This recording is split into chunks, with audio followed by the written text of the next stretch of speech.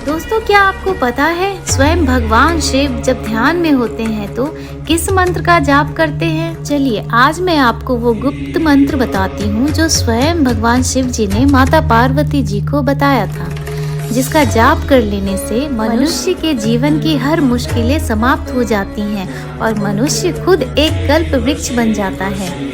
एक बार माता पार्वती जी शिव जी को ध्यान में लीन देखकर उनसे ये सवाल पूछती हैं कि स्वामी, ध्यान में सफल होने का रहस्य क्या है? ऐसा कौन सा बीज मंत्र है जिससे हम ध्यान करने में सफल हो सकें? और आप ध्यान में कौन से मंत्र का जाप करते हैं? ये सुनकर भगवान शिव जी ने माता पार्वती जी को ध्यान का बीज मंत्र भी दिया और उन्हें ध्यान करने की सही विधि भी बताई।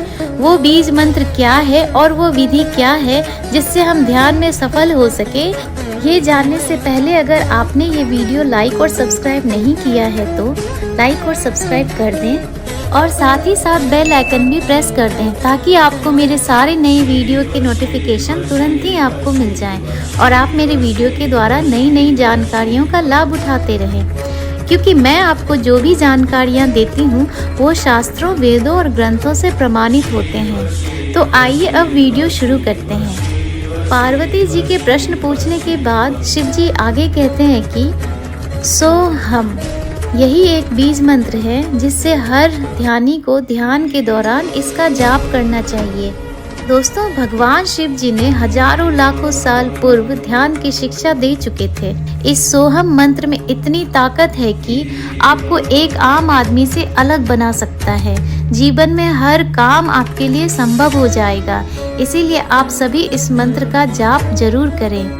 शिव जी आगे कहते हैं कि सोहम की निरंतर भावना को ही जप कहा जाता है और निरंतर ध्यान जाप करते रहने से एक समय ऐसा आ जाता है जब सभी विचार बंद हो जाते हैं, तो उस शांत अवस्था को ही समाधि कहा जाता है। वही शून्यता की स्थिति है, उसी में आत्मा अनुभव होता है। चलिए अब मैं इस सोहम मंत्र की उच्चारण करने की विधि आपको बता दूं। सो का उच्चारण करते समय हमें सांस को अंदर की तरफ लेनी चाहिए और थोड़ी देर रुकने के बाद, जितनी देर आप रुक सकते हैं, जब हम का उच्चारण करें तो सांस को नाक से बाहर की तरफ छोड़नी चाहिए और इस प्रक्रिया को लगातार करते हुए जप करें। दोस्तों, ईश्वर की कृपा भी सभी पर नहीं होती, वह भी किसी योग्य मनुष्य पर ही होती है, जिसके लिए शुरुआत में प्रयत्न करना ही पड़ता है। शिव जी का दिया हुआ यह गुप्त मंत्र है जिसकी जानकारी संसार में बहुत कम लोगों को ही है। अगर यह मंत्र किसी गुरु के द्वारा दी गई हो तो बहुत ही ज़्यादा फायदा देने वाला बन जाता है। इस मंत्र का निरंतर जाप से मनुष्य शिव रूप यानी शिव की प्राप्ति कर लेता है और वो एक ब्रह्म रूप ही हो जाता है। इसी सोहम मंत्र का जाप करते करते हम अनहद नाद को भी सुन लेते हैं। अगर आप ध्यान में आगे बढ़ना चाहते हैं तो सबसे पहले अपने आप को अंदर से साफ करें। अंदर की सफाई से मेरा यहाँ ये मतलब है कि अपने अंदर से स्वार्थ, लालच, किसी को जानबूझकर दुख पहुँचाना, गलत राह पर चलना छोड़ना होगा। कर्म साफ रहने से व्यक्ति दोगुनी तेजी से ध्यान में आगे बढ़ता है। दोस्तों, ध्यान एक ऐसी प्रक्रिया है जिसे निरंतर करते रहने से इंसान को बुरे कर्म की तरफ जाने ही नहीं देता, उसके मन में बुरा सोच पैदा ही नहीं हो पाता। ध्यानी व्यक्ति हमेशा उत्तम कार्य का चुनाव करता है।